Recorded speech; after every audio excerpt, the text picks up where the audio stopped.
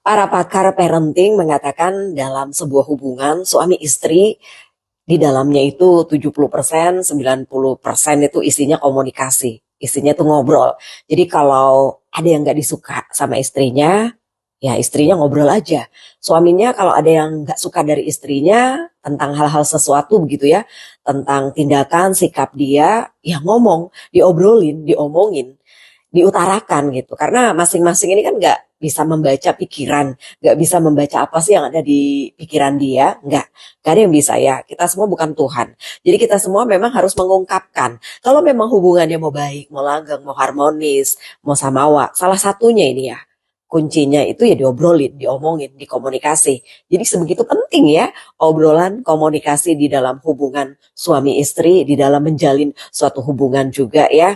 Kalau enggak, jadinya gimana? Nah, kalau enggak jadinya bisa salah paham.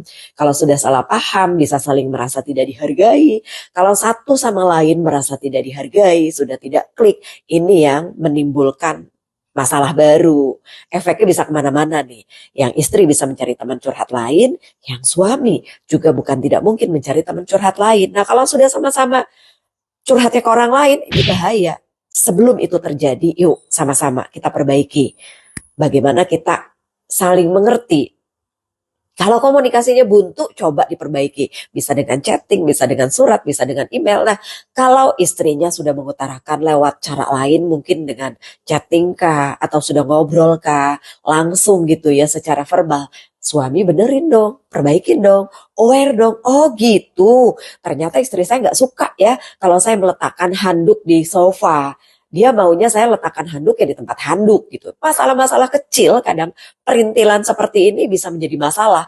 Istri yang diam, yang tidak bisa mengungkapkan, ini yang akhirnya menjadi suatu masalah konflik yang pada akhirnya terpendam dan suatu saat bukan tidak mungkin jadi meledak begitu ya. Bisa menjadi bom waktu buat sang istri. Nah begitu juga ketika sang suami nggak suka nih kalau istrinya meletakkan jaket sang suami sembarangan begitu ya, atau minum kopinya belum selesai sudah diambil, sudah dicuci gelasnya, ya obrolin aja, Mbah, aku tuh kalau minum kopi belum selesai nggak usah dicuci dulu deh, ya diungkapin, diobrolin. Mana tahu istrinya nggak tahu, dipikirnya udah selesai minum kopinya. Jadi dia nggak suka tuh ada gelas kotor, jadi langsung dicuci. Ini hal-hal yang sepele kan, masalah meletakkan gelas, masalah handuk, lalu juga masalah di kamar mandi kalau pakai odol jangan berantakan. Kalau memang nggak suka diobrolin aja, Pak. Kalau mandi itu, Mbok ya pakai odolnya tuh sedikit dulu dari ujung, jangan berantakan gitu kan sayang. Nah ini diobrolin, kalau terus didiemin aja, ini yang nggak baik ya. Jadi baiknya gimana? Ya baiknya lakukan komunikasi asertif. Komunikasi asertif ini lagi-lagi saya ulang ya, komunikasi yang dilakukan secara terbuka. Terbuka artinya apa yang kita nggak suka diomongin, diungkapin, jangan dipendam. Tapi ingat loh, kita mengatakan pada perilakunya, bukan menyinggung pribadinya, bukan menyinggung personalnya. Iya, kamu tuh memang nggak pernah dididik ya sama orang tuamu ya, cara pakai odol ya, makanya kamu nggak pernah ngerti. Ih, gimana sih kamu amit-amit? Nah, ini bisa menyinggung perasaannya. Ya, jangan lakukan seperti itu, tapi coba secara asertif komunikasinya. Papa, itu papa ya habis mandi ya? Kok odolnya di lantai banyak banget ya? Berantakan? Iya mah, besok-besok tolong papa kalau mandi ya odolnya jangan berantakan gitu kali pak. Kan sayang tuh odolnya.